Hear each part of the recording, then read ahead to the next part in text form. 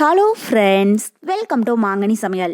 இன்றைக்கி நம்ம மாங்கனி சமையலில் ரொம்ப டேஸ்டியான நெய் சாதம் எப்படி பண்ணுறதுன்னு தான் பார்க்க போகிறோம். ஸோ இந்த சாதம் நம்ம வெரைட்டி ரைஸ் பண்ணுறதை விடவே ரொம்பவே சுலபமாக சட்டுன்னு செஞ்சு முடிச்சிடலாம். இது கூட வெஜ் குருமா இல்லைன்னா மட்டன் கிரேவி அப்புறம் சிக்கன் கிரேவியெல்லாம் வச்சு சாப்பிட்ற போது ரொம்ப டேஸ்ட்டாக இருக்கும். ஸோ கண்டிப்பாக நீங்கள் செஞ்சு பாருங்கள். வீட்டில் எல்லாரும் ரொம்ப விரும்பி சாப்பிடுவாங்க. சரி வாங்க, இப்போ இந்த நெய் சாதம் எப்படி பண்ணுறதுன்னு பார்க்கலாம். நெய் சாதம் பண்ணுறதுக்கு ஃபஸ்ட்டு நம்ம அரிசியை ஊற வச்சிடலாம். அதுக்கு ஒரு பவுலில் நான் 2 கப் அளவுக்கு பாசுமதி அரிசி எடுத்து வச்சுருக்கேன். இது நமக்கு கிட்டத்தட்ட 1/2 கிலோ அளவு இருக்குது. ஸோ நெய் சாதத்துக்கு இது மாதிரி நீங்கள் பாசுமதி அரிசி யூஸ் பண்ணுறதா இருந்தாலும் பண்ணிக்கோங்க. இல்லைன்னா நம்ம ரெகுலராக சாப்பாடு செய்கிற புழுங்கல் அரிசியில் கூட செய்யலாம், நல்லாயிருக்கும். இப்போ இந்த அரிசியை தண்ணி விட்டு 2-3 டைம் நல்லா வாஷ் பண்ணிக்கோங்க.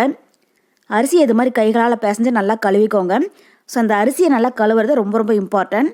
ஏன்னா அரிசியில் கொஞ்சம் கூட மாவுத்தன்மை இல்லாமல் இருந்துச்சுன்னா தான் நமக்கு சாதம் கஞ்சி கோர்த்த மாதிரி இல்லாமல் ஒன்றோட ஒன்று ஒட்டாமலும் நல்லா உதிரியாகவும் இருக்கும். ஸோ அரிசியை இதே மாதிரி 2-3 டைம் நல்லா கழுவி எடுத்துக்கோங்க. இப்போ அரிசியை நல்லா கழுவுனதுக்கப்புறமா இது மூழ்கிற அளவுக்கு தண்ணி விட்டு 10லேருந்து ஒரு 15 நிமிஷத்துக்கு நல்லா ஊற வச்சிடுங்க. அதிக நேரம் ஊற வச்சிடாதீங்க, சாதம் உடஞ்சி போயிடும். கரெக்டாக 15 நிமிஷம் போல் ஊறிச்சுன்னா போதும். இப்போ இது ஓரமாக இருக்கட்டும். அடுத்தது ஒரு குக்கரில் 4 டேபிள் ஸ்பூன் நெய் சேர்த்துக்கோங்க. இது மாதிரி நீங்கள் ஃபுல் அண்ட் ஃபுல் நெய் சேர்க்குறதா இருந்தாலும் சேர்க்கலாம். இல்லைன்னா பாதி அளவுக்கு நெய்யும் கூட பாதி அளவுக்கு ஆயில் கூட யூஸ் பண்ணிக்கோங்க. ஆனால் இது நெய் சாதம் அப்படிங்கிறதுனால நம்ம நெய்யிலேயே செஞ்சோம் அப்படின்னா தான் சாதம் நல்ல மணமாகவும் அதே அளவுக்கு நல்ல ருசியாகவும் இருக்கும். இப்போ நெய் உருக்கினதும் இதில் ஒரு 10 போல் முந்திரி பருப்பு எடுத்து வச்சுருக்கேன், அதை உள்ள சேர்த்துடலாம். சேர்த்துட்டு இது லைட்டாக பொன்னிறமாக அளவுக்கு வறுத்துடுங்க. ஸோ இதில் முந்திரி திராட்சையெல்லாம் நம்மளுடைய விருப்பம் தாங்க. நீங்கள் உங்கள் விருப்பத்துக்கு தகுந்த மாதிரி கூட்டி குறைச்சி ஆட் பண்ணிக்கோங்க. பாருங்கள், இப்போ முந்திரி லைட்டாக வறுப்பட்டதும் இதில் ஒரு 20 போல் உலர் திராட்சை சேர்த்துக்கோங்க. சேர்த்துட்டு இதையும் லைட்டாக வறுத்துடுங்க. ஸ்டவ் மீடியம் ஹீட்லேயே வச்சு வருங்க. அப்போ தான் முந்திரி திராட்சையும் கருகிடாமல் ஒரே மாதிரி நல்லா வறுப்பட்டு வரும்.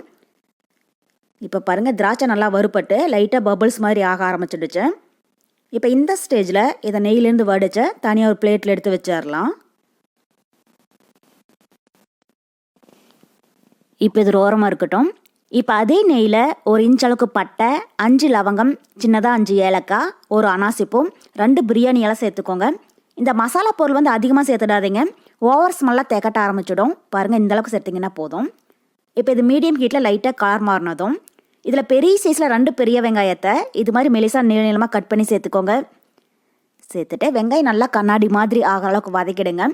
ஸோ வெங்காயம் பிரியாணிக்கு வதங்குற மாதிரி ரொம்பவே பொன்னிறமாக வதங்கணும் அப்படிங்கிற அவசியம் இல்லை. நல்லா கண்ணாடி மாதிரி வதங்குச்சுன்னா போதும். அப்போ தான் நெய் சாதம் கலர் மாறாமல் நல்லா டேஸ்ட்டாக இருக்கும். இப்போ பாருங்கள், வெங்காயம் நல்லா கண்ணாடி மாதிரி வதங்கிடுச்சு.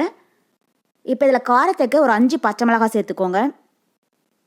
கூடவே 1 டேபிள் ஸ்பூன் அளவுக்கு இஞ்சி பூண்டு விழுதும் சேர்த்துட்டு இப்போ இந்த இஞ்சி பூண்டுடைய பச்சை வாசனை போகிற அளவுக்கு இதை நல்லா வதக்கிடலாம். இப்போ இஞ்சி பூண்டுடைய பச்சை வாசனை போக நல்லா வதங்கினதுக்கப்புறமா இதில் மீடியம் சைஸில் 1 தக்காளி கட் பண்ணி வச்சுருக்கேன், அதை உள்ள சேர்த்துட்டு இதையும் லைட்டாக வதக்கிடலாம். ஸோ நெய் சாதத்துக்கு தக்காளி அதிகமாக சேர்க்க வேண்டாம், மீடியம் சைஸில் 1 சேர்த்திங்கன்னா போதும். அதே மாதிரி நம்ம காரத்துக்கு வெறும் பச்சை மிளகாய் மட்டும்தாங்க சேர்க்குறோம். அதனால் நீங்கள் உங்கள் காரத்துக்கு தகுந்த மாதிரி பச்சை மிளகாயை கூட்டி குறைச்சி ஆட் பண்ணிக்கோங்க. பாருங்கள், இப்போ வெங்காயம் தக்காளி நல்லா வதங்கிடுச்சு. உங்களுக்கு பார்க்குற போதே தெரியும், இந்த அளவுக்கு வதங்கிச்சுன்னா போதும். இப்போ இதில் நம்ம ஊற வச்சு எடுத்துருக்கிற அரிசியை தண்ணியெல்லாம் வடிச்சிட்டு உள்ளே சேர்த்துடலாம். ஸோ பாசுமதி அரிசியாக இருந்தால் மட்டும் 15 நிமிஷம் ஊற வச்சிங்கன்னா போதும். இதுவே ரெகுலராக சாப்பாடு செய்கிற புழுங்கல் அரிசியாக இருந்துச்சுன்னா 1/2 மணி நேரத்துலேருந்து 1 மணி நேரம் போல் ஊற வச்சுடுங்க. இப்போ அரிசியை உள்ளே சேர்த்துட்டு கூடவே பொடியாக கட் பண்ண கொஞ்சம் புதினா இலை தூவி விட்டுருங்க. அப்புறம் சாதத்துக்கு தேவையான அளவு உப்பும் சேர்த்துடலாம்.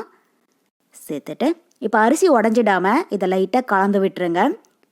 ஸோ புதினா அதிகமாக சேர்க்க வேண்டாம், ஃப்ளேவருக்காக கொஞ்சமாக சேர்த்திங்கன்னா போதும்.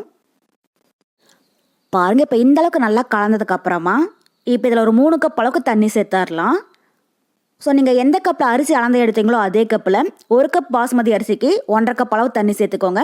இப்போ நம்ம 2 கப் பாசுமதி அரிசி எடுத்தோம், அதுக்கு நான் 3 கப் தண்ணி சேர்த்துருக்கேன்.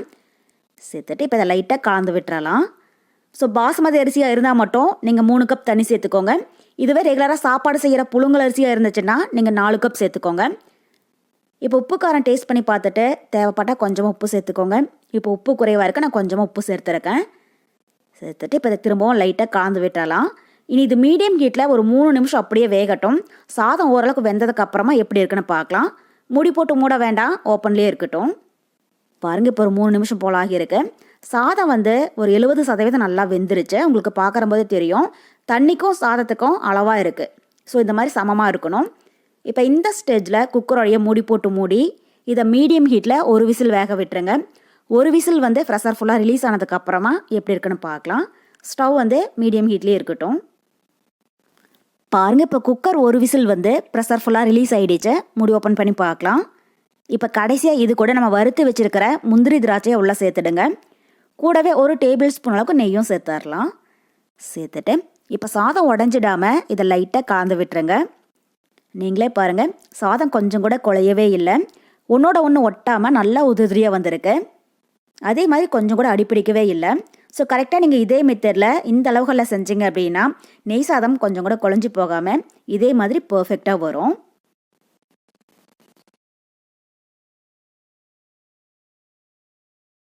அவ்வளோதான். இப்போ நம்ம நெய் சாதம் ரொம்ப ரொம்ப சூப்பராக தயாராகிடுச்சு. இது கூட இன்றைக்கி நான் சிக்கன் கிரேவி வச்சு பரிமாற போகிறேன். சிக்கன் கிரேவிக்கு பதில் நம்ம வெஜ் குருமா இல்லைன்னா சிம்பிளாக உருளைக்கிழங்கு வறுவல் வச்சு சாப்பிட்டாலே போதும். டேஸ்ட்டு ரொம்பவே அட்டகாசமாக இருக்கும். ஸோ கண்டிப்பாக நீங்களும் இதே மெத்தடில் செஞ்சு பாருங்கள்.